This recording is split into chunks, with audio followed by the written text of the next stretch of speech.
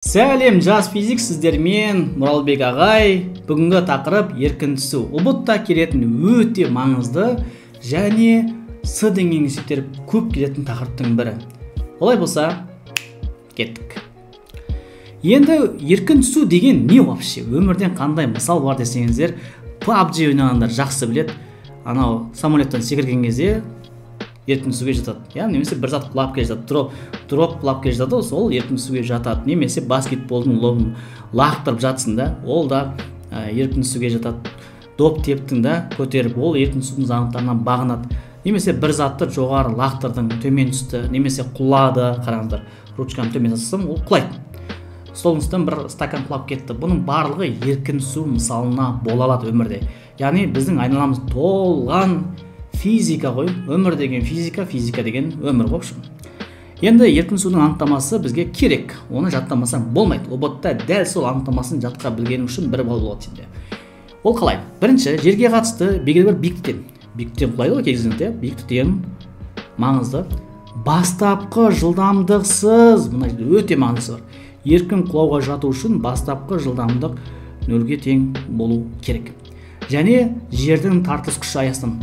Осы жер түсіну керек. Екі түрлі нәрсе қозғалды. Біріншісі қарапайым ручканы қарастырайық. Ручка не істейді? Мен тастай саламын. Ол төмен қарай өзі құлайды. Екіншісі мен оны өзін түсіремін. Бұл жерде екі түрлі күш бар. Бірінші күш бұл өзі түсті ғой. Бұл жердің тартылыс күші аясынан әсерінен төмен қарай түсті да. Екінші күш менің әсеріммен.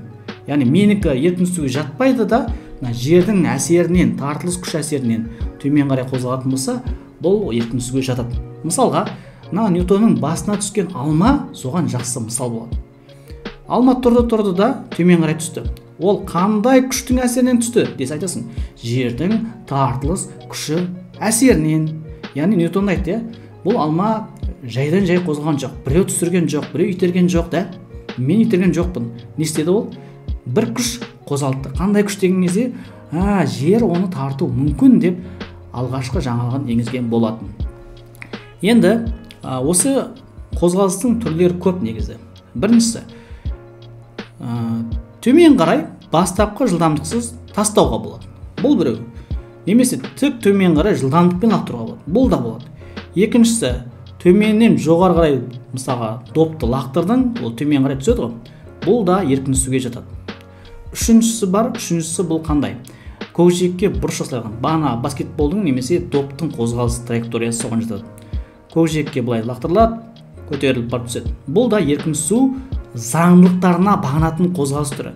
Бұларды негізі жеке-жеке қарастыру керек. Өйткені есептер шынымен күрделі болып келеді. Енді осының біз пока біріншісін қарастырайық. Қалғандарын сосын қарастырамыз. Сол үшін міндетті түрде мына каналға жазылып алыңыз. Бұл жерде сіздерге көптеген пайдалы ақпараттар мен сабақтар шығатын болады. Және физика таңдап қиналып жүрген роднойыңа жіберіп қой. Енді еркін түсу кезінде қандай формула қолданамыз? Егер айнымалы қозғалыстың формулаларын білсең, онда еркін түсу қозғалысының формулаларын жаттамасам да болады. Мысалға, айнымалы қозғалыс кезінде бізде қандай формула бар? Бірінші шарт жазып қойын. Еркін түсу кезінде V нөлевой 0-ге тең болады. Бұл енді айналмайтын, өзгермейтін, сақинасы таймайтын заңдылық. Ал айнымалы қозғалыста қандай бар? Айнымалы қозғалыста V тең болады, V нөлевой плюс минус AT деген формула бар ғой. Содан бізде өзіміздің еркін түсудің формуласы шығады. Қалай? Бізде бастапқы жылдамдық 0-ге тең, сондықтан мынау жоқ болады. Сол үшін бізде V тең не болады? AT болады. AT. Бірақ біз білеміз, A-ның орнына еркін түсу кезінде G-ді қоямыз. Және оның шамасы 9,8 метр секунд квадрат болады білеміз. A-ның орнына G қоятын болса, онда мына формула қалай болады? V тең G-ті болады. Сонда негізгі формуланы не жазып қойын? V тең G-ті қайдан шықты? V тең G-ті бұл бірінші формула. Яғни, бұл не үшін керек? Мына жерден қандай да биіктіктен, білмеймін, қанша метр мынау? Білмеймін. 5 метр болсын. 5 метр биіктен бір зат құлады, төмен қарай. Құлаған кезде ол 3 секундта түсті дейік.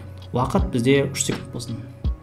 Т тең 3 секунд деп 3 секундта түсетін болса, оның мына жерде жеткен жылдамдығы қанша болады? Яғни мына жерде жылдамдықты табу үшін осы формуланы, яғни бірінші формуланы қолданасыздар. Мынаның қасына 1 деп қояйын, 1.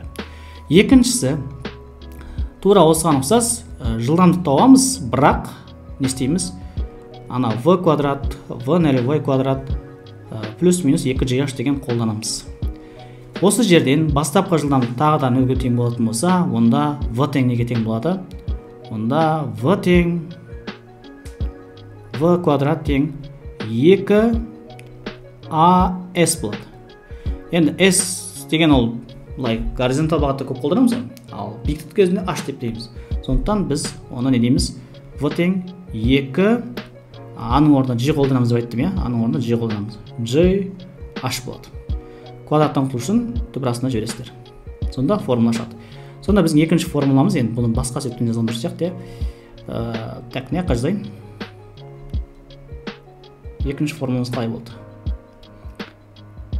v тең 2gh түбір астында болады. Бұл екінші формула болады. Үшінші формула биіктікке байланысты. Бұл да айнымалы қозғалыстың теңдеуінен шығады. Білесіздер, s тең v нөлевой t плюс-минус a квадрат бөлінген 2 деген формула бар. Егер соны қорытатын болсақ, қорытқанда енді бастапқы жылдамдық нөлге тең екенін ескеретін болсақ, онда бізде s-тің теңдеуі қалай болады? S тең жай ғана не болады? a квадрат бөлінген 2 болады. Яғни мынау нөлге тең болды ғой, v нөлевой жоқ болған үшін. Осы жерден аның орнына g қоямыз, сонда s тең g квадрат бөлінген 2 болады. S-тің орнына біз не деп аламыз? H-ты аламыз ғой. Сонда соңғы формула бізде үшінші формула шығады ғой. Так, мына жерге қорытып шығарайын соңғысын. S-тің орнына H қойдым, сонда H тең g квадрат бөлінген 2 дегенде осылай жазайын. 3 формула. Негізгі осы 3 формула бар.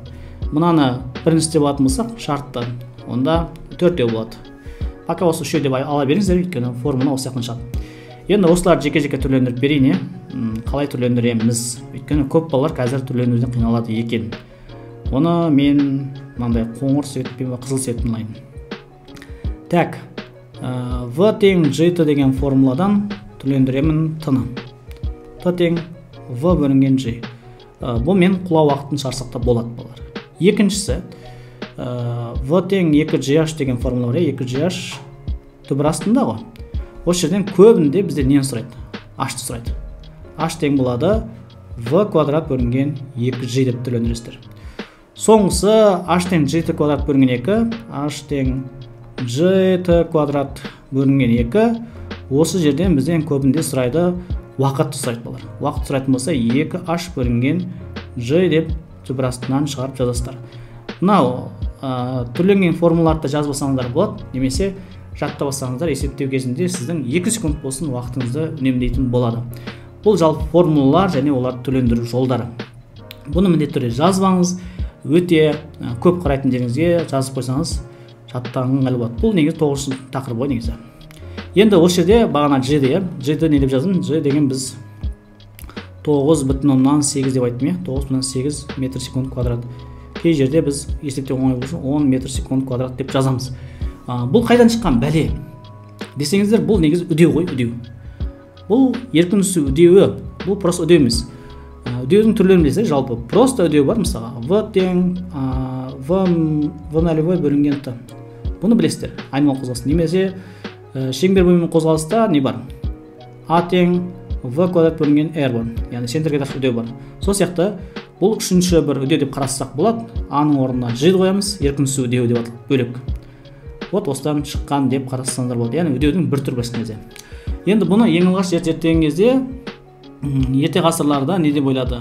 Көп адамдар әзірде ойлайтындар бар. Мысалы, сізге сұрақ қоятын болса, екі массасы бар дене бар, біреу үлкен, бір кішкентай, и осының қайсысы бірінші жерге түседі десе, айтасыз, әрине үлкені бірінші түседі. Бұрын да солай ойлаған, да? Бірақ Галилей деген ғалым, білесіздер, Галилей бұл осыған байланысты өзінің тұжырымдамасы. Егер дейді екі зат бірдей қоятын болса, ауа кедергісі өте аз болатын болса, олар негізі бірдей уақытта түседі дейді. Сөйтіп бұны дәлелдеуге тырысады. Пиза деген мұнараның үстінен екі зат тастайды, әдейі қисық мұнара ғой. Тастаған кезде екеуі бірдей түседі деп бірнеше тәжірибе жасайды. Бірақ қасында адамдар ол кезде аппараттар болмады, арнайы аппараттар. Сөйтіп оны не істемеді, сенбеді былайша айтқан кезде ол өзінің теориясын дәлелдей алмады, бірақ шындыққа жанасатынын өзі білді.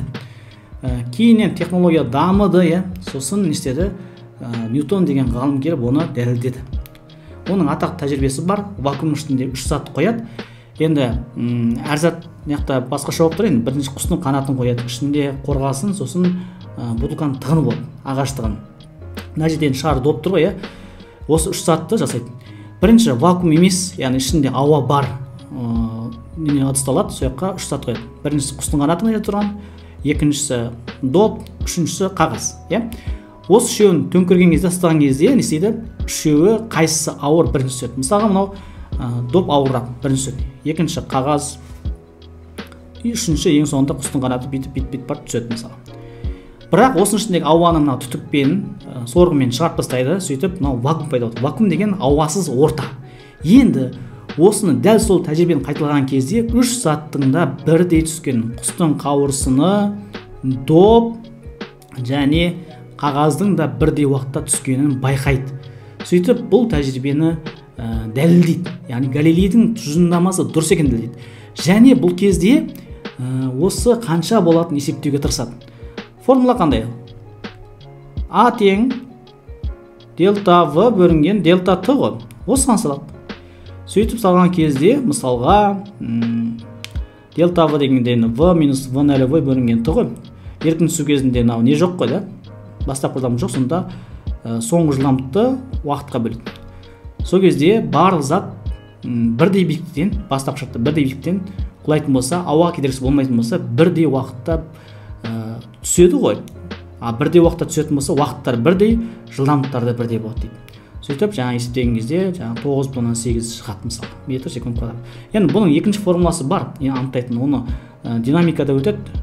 Gm еркін түсу үдеуін R квадрат. Себебі бұл неге байланысты? Жердің тартылыс күшіне байланысты ғой. Сондықтан бұнымен де шығарады.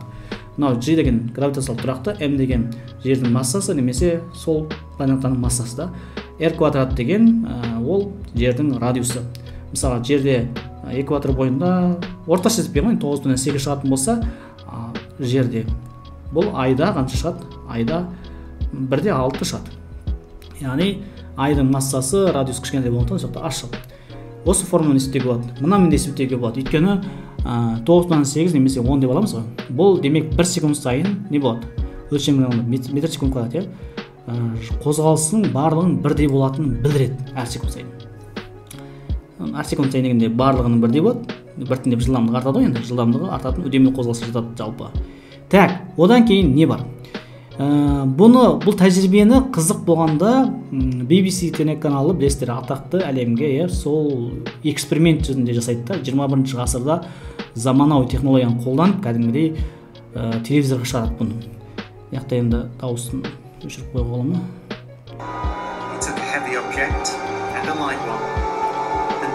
Мына жерде қарасаңыздар, құстың қанатымен шар доп тұр да, ауыр. Боулингтің доп сияқты.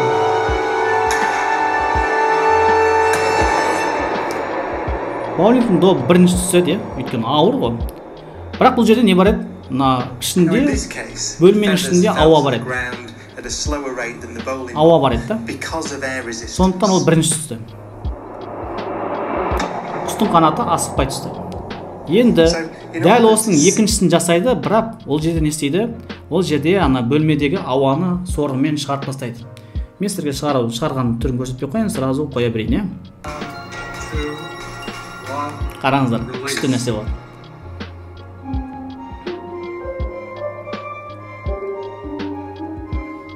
Қарап отырсаңдар ма? Екеуі бірге түсіп отыр да. Яғни ауаның кедергісі болмайтын болса, құстың қанаты да ауыр, шарда екеуі бірдей уақытта түседі. Яғни ауа кедергісін ескермесек, осылай болады. Бум! Әдемі. Физика негізі әдемі ғылым ғой, жалпыша. Так, енді жылдамдықтар. Енді еркін түсу үдеуін түсінген шығарсын деп ойлап тұрмын. Есеп шығару кезінде тағы да түсінесің, яғни көп практика жасау керек. 20% теория болса, 80% практикамен келеді, яғни білімнің. графиктер қандай болады? Бірінші жылдамдықтан бастайық. Енді бастапқы жылдамдық 0 болады деп қарастырдық, иә. И мына жақтан 0-ден бастаймыз демек. Мына жақта жылдамдық тұрады метр 1 секунд. Мына жақта уақыт тұрады. Бұл әрине секунд болады, иә. Төмен түскен сайын біртіндеп жылдамдық артады, иә. Жылдамдық біртіндеп артатын болады. Ол былай қозғалады мысалы. Ал егер төмен қарай жылдамдықпен тасайтын болсақ, онда былай болады. Бұл кезде бастапқы жылдамдықпен төмен қарай лақтырсаң болады. Пока біз бұны қарастырып жатқан жоқпыз, иә. Сондықтан біз 0-ден бастаймыз. Себебі формула қандай? V тең G T ғой. 1 секунд сайын демек 10 метр жүреді деген сөз. Ары қарай кеттік. Келесі қарастырайық. Так. Бізде үдеу. Үдеу бізде тұрақты. А немесе G деп аламыз. Метр секунд квадрат болады. Және былай болады. Өзгермейді. Яғни айнымалы қозғалыс кезінде бір нәрсе өзгермейді деп айттым ғой, үдеу өзгермейді. Сол сияқты еркін түсу кезінде де үдеу өзгермейді деп жазамыз. Яғни біз жерде тұрақты, және оның шамасы мына жақта 9,8 деп аламын ба? 9,8 деп алайын, иә. Метр секунд квадрат болады. Мына жақта уақыт болады. Үдеу тұрақты, еркін түсу кезінде тұрақты деп аласыздар, жарай ма? Келесі жол. Жолды біз енді биіктік болғасын h деп аламыз. Кейде x деп береді. X дегенде енді s x деп береді ғой. Метрмен өлшенеді. Және уақыт болады. Уақыт бұл секундпен өлшенеді әрқашан. Енді бұл жерде көп балалар қалай салады? Былай түзу салып жүреді. Жүрген жолда біртіндеп жылдамдық артатындықтан, бұл айнымалы қозғалыс болғандықтан жарты параболаға ұқсас былай кетеді. Барып көтеріледі ғой. Енді оның теңдеуін салуды білесіңдер, иә. Ол үшін мынандай теңдеу құру керек, кесте құру керек. Графикті салу үшін былай кесте салып аласыздар. Кіммен кімнің байланысы? Т-мен G-дің байланысы ғой. H-тың байланысы ғой. Осы жерден бөлгеннен кейін әр уақытты орнына қойып есептеп шығу керек. Мектепте үйренген шығарсыңдар. Осыны мен салатын болсаңдар, осындай бір жарты парабола шығады. Мысалға уақыттың орнына қанша қоясыз? Басында 1 секунд қоясыз. 1 секунд қанша метр болады? Оны кәдімгідей h тең g квадрат бөлінген 2-ке саласыз. G деген бізде 10 деп алайық, уақыт деген 1 деп алайық, бөлінген 2. Демек алғашқы 1 секундта 5 метр жүреді. Екінші, мына жақта 5 метр толтырасыз. 2 секундташа. 2 секундта не істейді? Онда h тең g квадрат бөлінген 2 тағы да g-дің орнына 10, t-ның орнына 2-ні ойыстырып, квадраттап бөлістір 2-ке. Сонда 10 көбейтілген 2-ның квадратына ұқсарады. 2 тең 20 метр. 2-ның асты 20 деп жазасыздар. Солай 3 есептейсіздер, 4 есептейсіздер, 5 есептейсіздер, сөйтіп мына жақтан екеуін сәйкестендіріп, бүйтіп сәйкестендіріп 1-мен 5 метрді, 2-мен 20 метр сәйкестендірсеңіздер, осындай бір қисық парабола шығады. Қисық дегенде өз қисық қой негізі, парабола ғой. Бұның формуласы h тең g квадрат бөлінген 2-ге бағынады ғой. Көп балалар төмен түскен кезде түсу траекториясын есептейді да, бүйтіп түзу салып жүреді. Бірақ бұл дұрыс емес, короче. Түсіндірілді ба? Осылай әрқайсысын салып шығуға болады және есептеуге болады. Маңызды айтатын нәрсе бар, мына мысалға G төмен қарай мысалға плюс те, жоғары қарай минус деп қарастырасың. Үдеудің мәні минус болады. Мысалға, егер мынау төмен қарай құлап баратса ғой, ал енді жоғары көтеріп қалатын болса, ол кезде минус болады. Ол кезде минус 9,8 болады метр секунд квадрат. Бұл енді көтеріліп түскен деген қозғалыс ғой, екінші түрі ғой. Біз бұны өтпейміз пока. Егер сол сабақ керек болатын болса, онда осы видеоның астына комментарийға жазып кетіңіздер. Екінші бөлімді ағай түсіндіріңіз деп. Сіздердің қолдауларыңыз мықты болса, мен бұны тезде түсіретін боламын. Оршын. Бүгінгі саған пайдалы болды деген ойдамын, пайдалы болса міндетті түрде достарыңмен бөлісуді ұмытпа. Және каналға жазылып, лайк басып кетші, сенің қолдауың өте маңызды біз үшін. Ұбытта сәттілік деймін.